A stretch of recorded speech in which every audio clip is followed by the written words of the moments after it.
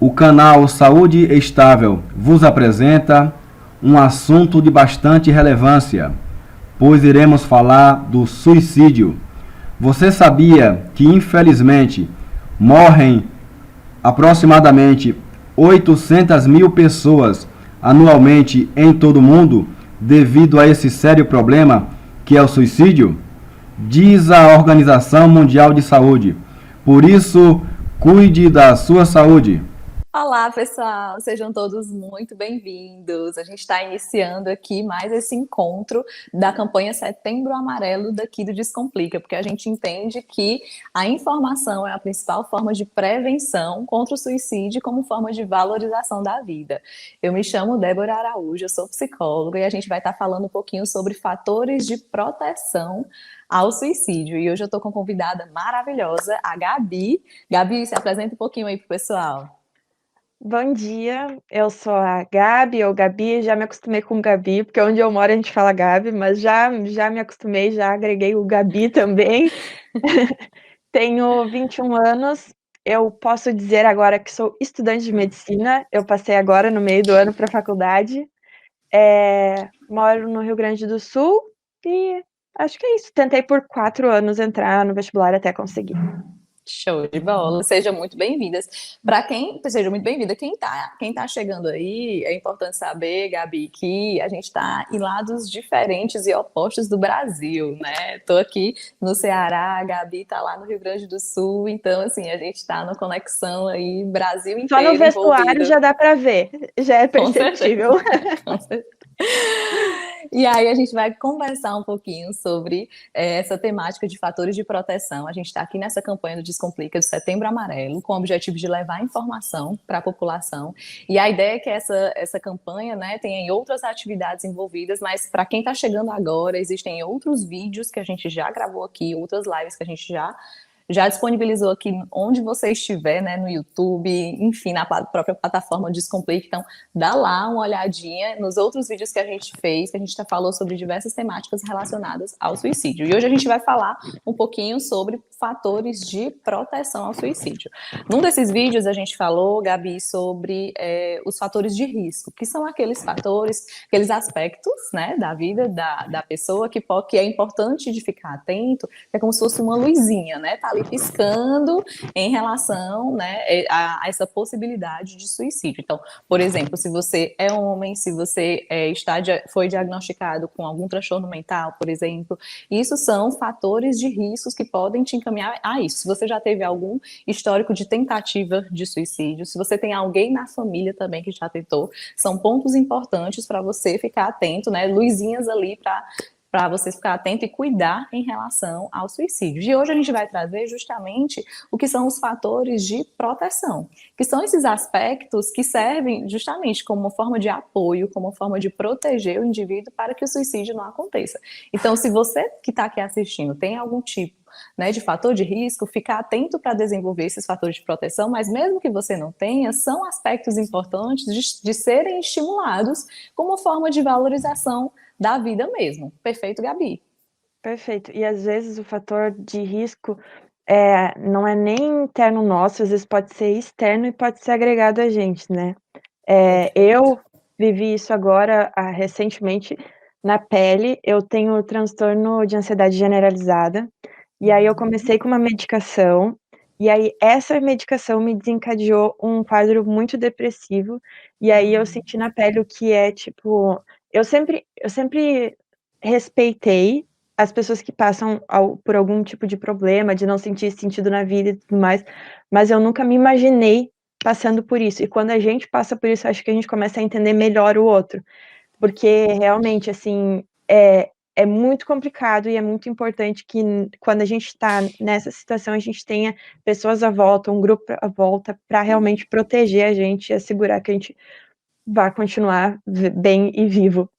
Perfeito, Gabi. E assim, você trouxe um aspecto importante. Muitas vezes as pessoas pensam, mas eu não vou assistir sobre esse assunto, eu não vou ver sobre essa temática, porque isso só acontece com outro, né? Isso não vai acontecer comigo. Quantas pessoas que vivenciam algum tipo de sofrimento emocional, né? pensam que isso acontece com o outro, pensam que esse tipo de pensamento, esse tipo de ideação acontece distante.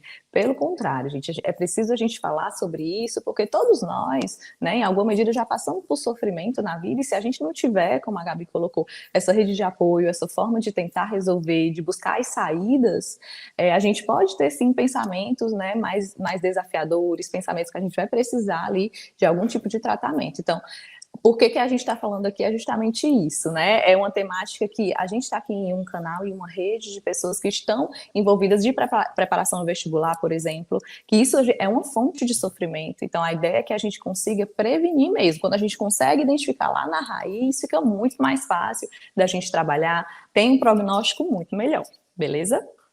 Então, se a gente pudesse separar, Gabi, as 3 principais áreas de fatores de proteção, a gente diria o seguinte, que são a estrutura familiar, certo? A personalidade e o estilo cognitivo. E o terceiro são fatores socioculturais, certo? Vou falar sobre os 3, né, de uma maneira individualizada para a gente conversando sobre isso, certo?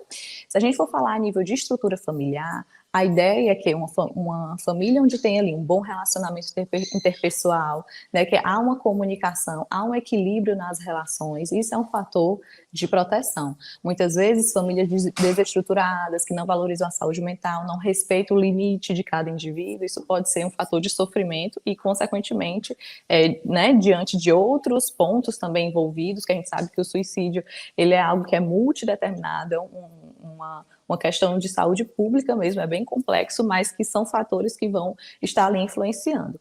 Quando tem também, Gabi, um senso de responsabilidade em relação à família e quando tem a presença de crianças em casa. O que isso quer dizer? Né? A ideia é que quando você tem, por exemplo, um senso de responsabilidade com sua família, você tem ali um motivo para estar com aquelas pessoas, você está cuidando. Né? Isso faz sentido para você, isso gera um significado e a vontade de continuar vivendo. Da mesma forma, a presença de crianças, que justamente envolve esse cuidado, né? Envolve que é um ser tão dependente do outro, que aí, à medida que você tem esse cuidado, você vai continuando nessa vontade de viver, essa vontade de continuar. Então, a ideia é que esses pontos aí que eu trouxe vão estar favorecendo a isso. Faz sentido, Gabi? Faz. E acho que quando a gente não encontra isso dentro de casa, na família, é importante que a gente construa laços de amizade para isso acontecer de alguma forma, porque é quem vai segurar a gente quando a gente precisar. Se a gente for falar a nível de família, né, por que é importante? Porque a gente sabe que a nossa personalidade ela vai sendo construída desde lá da infância. Desde a primeira infância a gente vai estar construindo o nosso jeito de ser, né, a nossa forma de se relacionar. Então, se desde lá no início você consegue ter pais consistentes na educação, atenciosos, presentes, né, e principalmente quando você passa por algum tipo de dificuldade que você olha para aquelas 2 pessoas, né, que a gente está falando de pais, mas pode ser qualquer outro familiar que esteja ali exercendo esse papel. Então, a ideia é que quando você tem alguém ali que é uma fonte de apoio, né, diante de uma situação de necessidade, você, poxa, eu sei com quem contar, eu sei que tem alguém ali por mim, isso também é um super fator de proteção. Por isso que, como a Gabi falou, Débora, mas eu não tenho isso em casa, eu não encontro, né, esse apoio na minha casa, como é que eu posso fazer? Investir nessas outras relações, investir nesses outros grupos é fundamental para que você consiga se sentir seguro. Porque eu acho que quando a gente se sente pertencente de algo, de algum grupo, as coisas se tornam um pouco mais fáceis e seguras até pra gente, assim, é mais confortável. Então, eu tenho uma ligação muito forte com a minha mãe e com a minha irmã, então eu tenho essa segurança, mas eu também tenho minhas relações com os meus amigos que também me fortalecem e me fazem eu me sentir mais segura. Perfeito. E aí você já trouxe a segunda categoria, que é um fator de proteção, que é justamente esses grupos, que são os fatores socioculturais, certo? Então você já colocou aí, por exemplo, se eu estou em algum grupo, seja esse grupo religioso, seja esse grupo esportivo, e eu me identifico com aquele grupo, com aquelas pessoas, isso sim é um fator de proteção. Porque é exatamente isso, você compartilha de valores semelhantes, de práticas semelhantes, você se sente ali, né, pertencente àquele grupo mesmo, e isso te dá um senso maior de compartilhamento, de significado com a vida. Então, muitas pessoas falam isso, Débora, mas minha família não apoia, Débora, minha família, né, não valoriza a saúde mental. Então, como é que a gente pode ampliar um pouco mais essas redes para que a gente tenha essa fonte de confiança e de apoio? Então, sim, esses grupos são muito importantes. Então, se você tem colegas, seja a nível escolar, seja a nível, né, de vizinhança também, pode ser bastante importante. Então,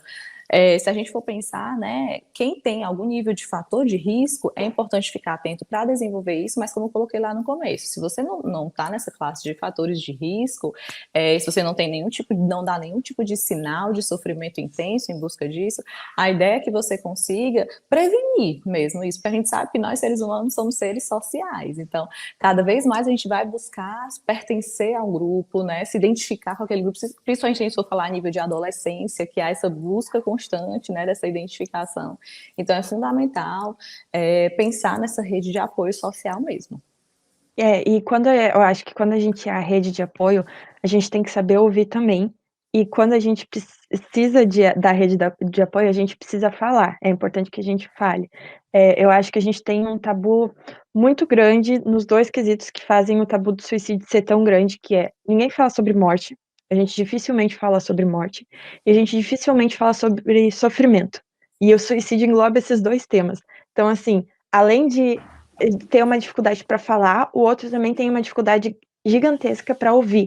Então, eu acho que quando a gente não é fator de risco, a gente tem que aprender a desenvolver a nossa audição e respeitar a dor do outro. A gente não precisa entender, mas a gente precisa respeitar. Perfeito, perfeito, Gabi. E assim, quando você está me falando, né, de ouvir, de escutar, de acolher, são habilidades que, de fato, muitas vezes a gente não tem. A gente tem aquelas fontes rápidas de fugir sobre aquele assunto, principalmente quando a gente fala a nível de homem. Então, eu coloquei aqui para você, né, que o sexo masculino, ele é um fator de risco, né, que é a população que mais comete suicídio. Na minha percepção, isso tem muito a ver com o quanto que não se fala sobre emoções nessa população.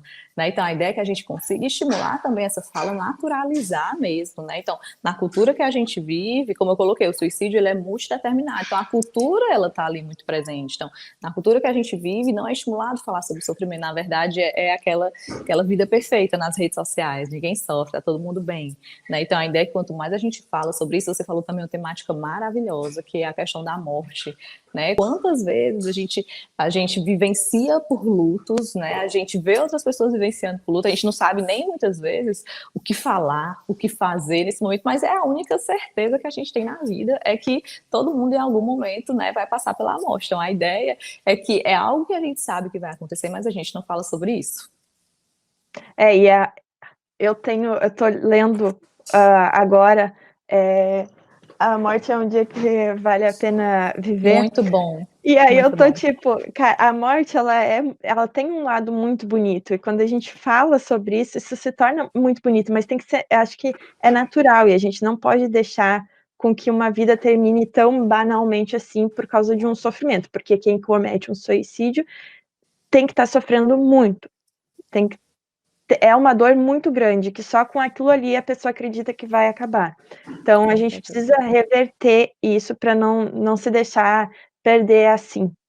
Perfeito. E aí a gente vai para o terceiro aspecto, que você já iniciou aí tua fala, que é justamente essa personalidade, esse estilo cognitivo. O que significa esse estilo cognitivo? É justamente a forma como a gente lida com os problemas, a forma como a gente encara os desafios do dia a dia. Então, dependendo da forma como a gente encare, a gente vai conseguir passar por esses períodos mais desafiadores de uma maneira mais saudável. Claro, não vai deixar de sofrer, né? Porque o sofrimento ele vai ali fazer parte, mas vai lidar com esse sofrimento de uma maneira mais estável. Né? É diferente de eu não levar em consideração isso, ou de uma pessoa que é bem mais rígida, né, muito mais enrijecida na forma de lidar. Então, são pensamentos muitas vezes de 8 ou 80, ou é tudo ou é nada. Né? Então, quando tem esses extremismos, são muitas vezes justamente formas mais limitadas de estar entendendo as relações, os eventos, e aí isso pode, né, esse tipo de olhar, esse tipo de visão e personalidade também, pode ser um fator de risco, e como é importante a gente desenvolver muito mais essas habilidades. Exato, e o Durkheim fala, né, que a gente é uma sociedade do suicídio. A gente é muito pressionado o tempo todo. Então, e eu acho que hoje as redes sociais são um fator de muita pressão para a gente, de ter uma vida perfeita, nos estudos. Então tem gente que posta que está estudando o dia inteiro, e aí isso foi uma coisa que esse ano eu me dei conta, assim, não é porque a pessoa posta que está estudando o dia inteiro, que ela está estudando o dia inteiro. E as redes sociais, elas trazem muito isso para a gente, traz uma pressão que não precisa existir, mas que a gente internaliza. Então, tudo isso são fatores que colaboram para o sofrimento interno. Perfeito. E aí, à medida que colabora para esse sofrimento interno e você não tem uma rede de apoio para estar lidando com aquilo, e aí é que vem o sofrimento. Então, se a gente for falar em níveis de habilidade, por exemplo, seria a gente exercer a habilidade de flexibilidade, que é o oposto justamente da rigidez, que a rigidez é, não, se não for daquele jeito, eu não quero mais. Então, uma pessoa que está em nível de sofrimento muito grande, que não tem aquela rede de apoio, que tem esse olhar mais enrijecido, vai justamente tentar resolver as situações, vai tentar passar por aquilo, não vai conseguir, e aí vem essas ideações, né? Que é justamente no momento que você está se sentindo mais desesperançoso. Poxa, eu não estou conseguindo ver luz no fim do túnel, eu não estou conseguindo ver outra solução. Como se ela se sentisse desamparada, já tentou de todas as formas e o sofrimento vem. Então, quanto mais habilidades, por exemplo, de resolução de problemas, né? Quanto mais a gente treina isso, se você está assistindo isso, então já para e pensa, tá? Como é que eu costumo ver um problema? Eu costumo fugir de problemas, eu sou aquela pessoa assim que não consigo resolver. Gente, mas a vida é permeada por situações desafiadoras. É justamente essa. A gente já começa, né, tendo que escolher a profissão, né? Com adolescente, a gente vai escolher a profissão que a gente vai estar seguindo. Então, isso já é um problema nesse sentido. Então, se você não tiver essas habilidades de resolver e sair dessas situações de uma maneira saudável, isso pode vir a gerar um sofrimento muito grande.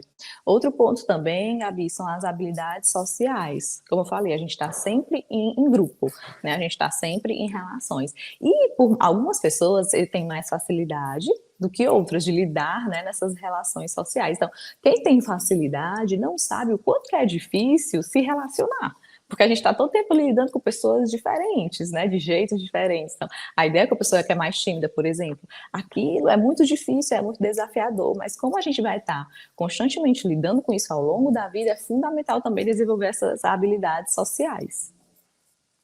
Eu tenho muita facilidade no social, eu sou muito comunicativa, então realmente é muito difícil para mim entender aquele que não consegue, porque para mim é uma coisa muito natural e muito fácil. Então, o que eu costumo fazer é tentar ouvir mais e estimular o outro a falar, porque isso é um fator de proteção também. Perfeito. A gente falou até no último vídeo muito sobre isso, né? Sobre como é que a gente faz essa escuta de uma pessoa que está em sofrimento. Então, quando você perceber que alguma pessoa está nesse sentido, tenta levar para um lugar mais reservado, né? Tenta fazer essa escuta de uma maneira acolhedora, sem falar muito sobre você, mas ouvindo mais sobre o outro. E é aquela velha história. O que não é um problema para você, não significa que não seja um problema para o outro. Então, quando a gente desenvolve esse nível de empatia, que também é uma habilidade importante para estar desenvolvendo essa conversa, essa ajuda, porque é isso, como a Gabi colocou, você pode não ser a pessoa que está em sofrimento, mas você pode ser a pessoa que pode ajudar. Então, essa informação aqui é fundamental. E, de novo, principalmente quando a gente está passando por um momento tão desafiador. Imagina, todos nós estamos nesse período de quarentena, de isolamento social, de distanciamento social, né? Então, a ideia é que as atividades elas não estão acontecendo de uma maneira regular. Isso para algumas pessoas que passam por um nível de sofrimento maior, que já tem, por exemplo, algum tipo de diagnóstico de transtorno mental, pode ser que esse sofrimento esteja acontecendo de uma maneira ainda maior. Então, é importante a gente estar sempre nesse movimento, né? De escuta, de ajuda, para que a gente consiga passar por essa valorização da vida e garanta a sobrevivência mesmo da outra pessoa. Porque a gente está falando aqui de sobrevivência, né? Então, a ideia é que quando a gente consegue garantir a vida daquela pessoa, a gente já está ajudando bastante. Certo? Exatamente. Então, a gente vai agora, Gabi, partir para as perguntas. Então, se você tem alguma dúvida, se você tem alguma pergunta que está aí assistindo, a gente vai estar respondendo aqui e discutindo sobre alguns pontos, certo? Já recebi aqui a primeira pergunta, que foi da Tainara. Já vi algumas matérias dizendo que não é recomendado falar sobre o suicídio, pois isso incentiva. Isso é verdade? Realmente incentiva? Gente, tudo vai depender da forma como essa informação vai chegar. Então, a gente está falando aqui a nível de identificação de sinais, a gente está falando aqui a nível de prevenção, formas de identificar e resolver essa situação. É diferente de quando você coloca algum tipo de informação falando sobre como fazer, por exemplo, né? Então, você pega e faz desse jeito.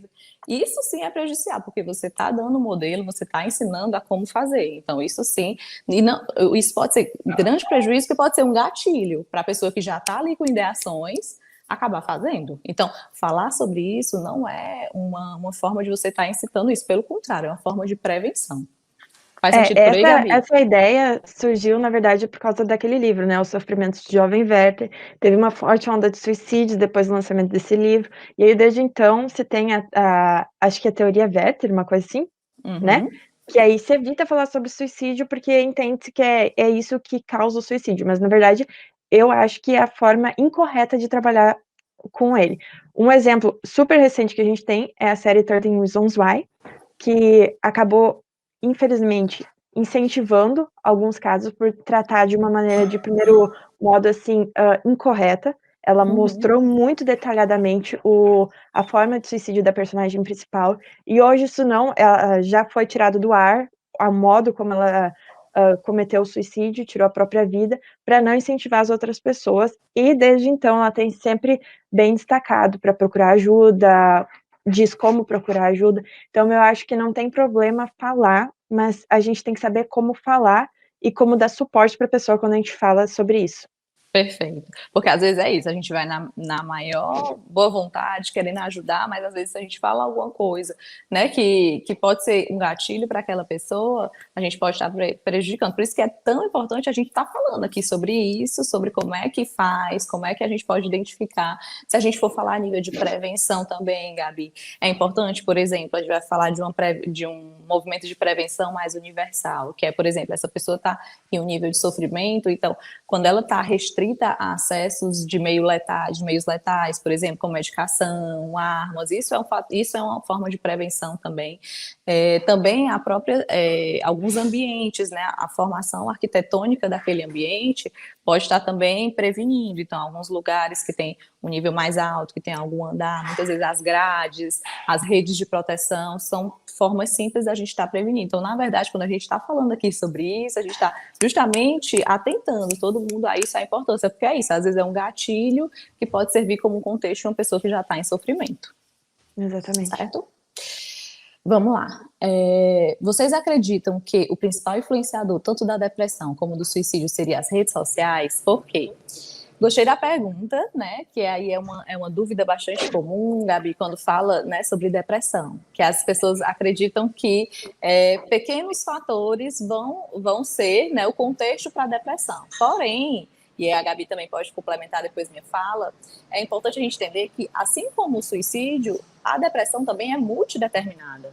Então, a gente vai levar em conta os aspectos biológicos, né, de como é que era a família dessa pessoa, a gente vai estar levando em conta os aspectos hereditários, né, no sentido justamente dessa genética, também da história de vida, quais foram os meios, né, as situações que as pessoas passaram de sofrimento, para aí, então, a gente também falar sobre cultura, porque eu penso que aí é que entra as redes sociais, que são as práticas culturais, né? Então, sim, se a gente tem práticas culturais que está sempre valorizando ali a felicidade, está sempre valorizando, né, o positivismo em excesso, não falar sobre sofrimento, aí a comparação excessiva, aí sim vai entrar as redes sociais como um fator que pode estar, né, levando a esse quadro.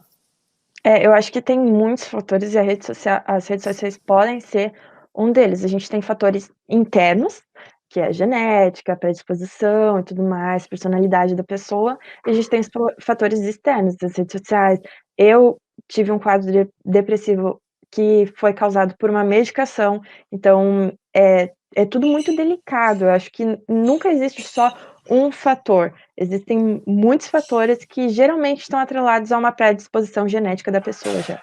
Perfeito, Gabi. Então, você também trouxe um ponto importantíssimo, que é justamente a importância de você ter profissionais te acompanhando.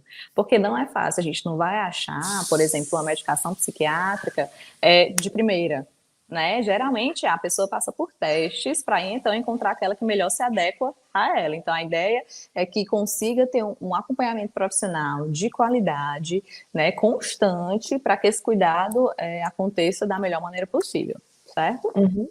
O Rafa perguntou o seguinte: como interagir com alguém que pensa em cometer suicídio?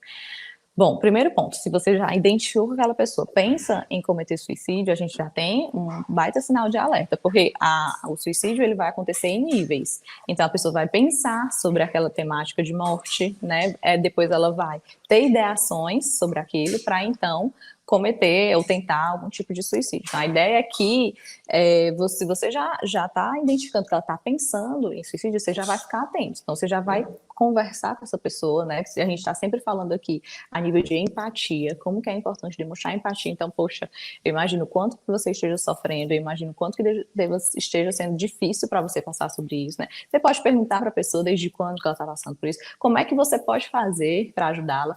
Claro, saindo da ideia de que você vai resolver os problemas daquela pessoa. De novo, é algo multideterminado. Então, não vai ser a tua conversa apenas que vai resolver todos os problemas, mas você vai estar sendo uma fonte de apoio. Para, em seguida, fazer um encaminhamento profissional.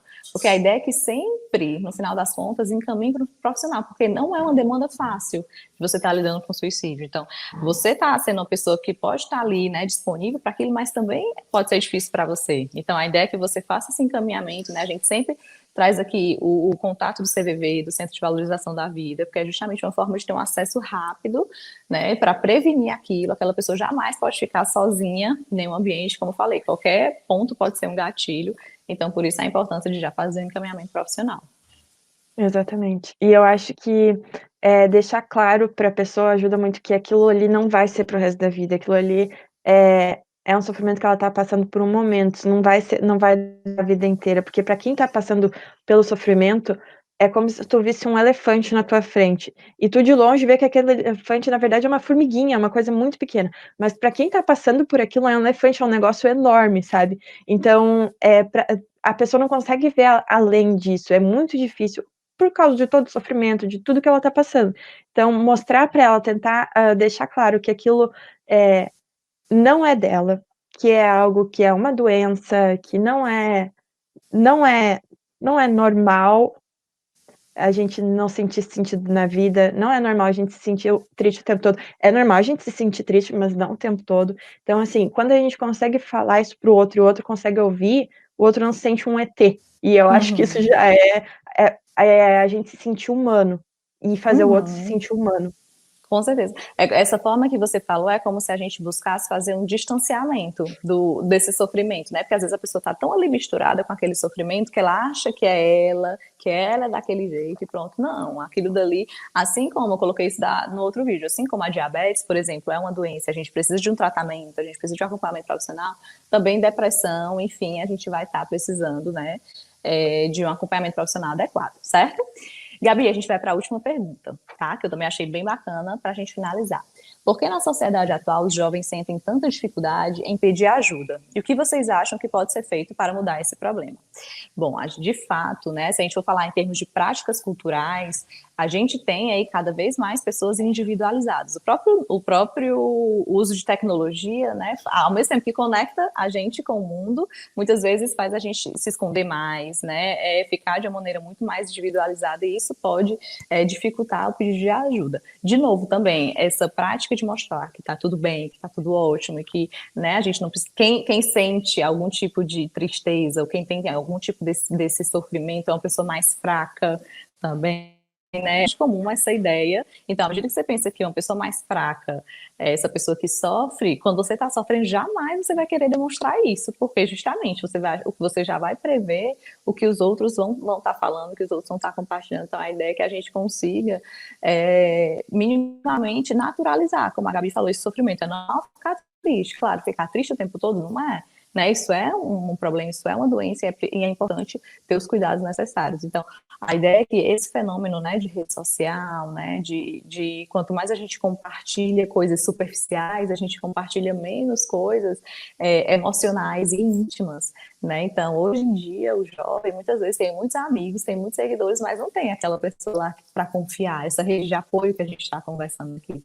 Então, esses tipos de prática também podem ser um contexto, né? Praticamente ser um fator de risco, que você não ter essas pessoas ali de intimidade que você pode contar. Os próprios pais, muitas vezes, têm também um movimento muito de superproteção, né, e de achar que vai resolver todos os problemas do filho, e aí quando o filho vai para o mundo, que tem ali as coisas para resolver, as decisões a serem tomadas, pode ser que gere um grande sofrimento. Então, são alguns pontos que eu pensei aqui, que eu acho que pode estar explicando essa dificuldade de pedir ajuda. E eu acho que algo legal de se fazer é, quando a gente vê muitas redes sociais, as coisas muito perfeitas, a gente tem que entender que aquilo não é normal e tem que tentar analisar se aquilo está realmente nos fazendo bem, porque às vezes seguir uma página, seguir alguma coisa não faz bem pra gente. Então, buscar seguir coisas que façam sentido pra gente, assim. Eu tenho o Instagram, o Mad Bicho, ali eu falo sobre um estudo mais realista, eu não estudo o tempo inteiro e eu mostro isso. E eu acho que é legal. Eu gosto de ver também as pessoas que são estudantes, são vestibulandos, estudantes de universidade, que não estudam o tempo inteiro, que fazem outras coisas, porque isso é natural. Só que a gente vive numa realidade hoje em que a gente tem que ser produtivo o tempo todo e mostrar essa produtividade, que na verdade não é. E eu acho que isso também gera muito sofrimento e gera uma, uma desilusão, assim, da pessoa, mas que não tem nada de anormal. Exatamente. O que que você pensa quando você vê uma coisa dessa? Que tá todo mundo bem, tá todo mundo ódio, só eu que tô em sofrimento. Né? Não é. Nós, enquanto seres humanos, passamos por níveis de sofrimento, que é algo, na verdade, que faz parte do processo de estar vivo. A gente vai finalizando a nossa live por aqui, certo? E nosso encontro foi maravilhoso. Muito obrigada, Gabi. A gente falou um pouquinho sobre essa campanha do Setembro Amarelo, sobre formas de estar prevenindo, formas de estar cuidando, quais as habilidades podem ser desenvolvidas para estar prevenindo. Porque a ideia é que a gente tem que a informação ajuda a prevenir e ajuda a valorizar a vida, que é essa a nossa ideia da campanha do Setembro Amarelo. Gabi, muito obrigada pela troca, certo? E até uma próxima.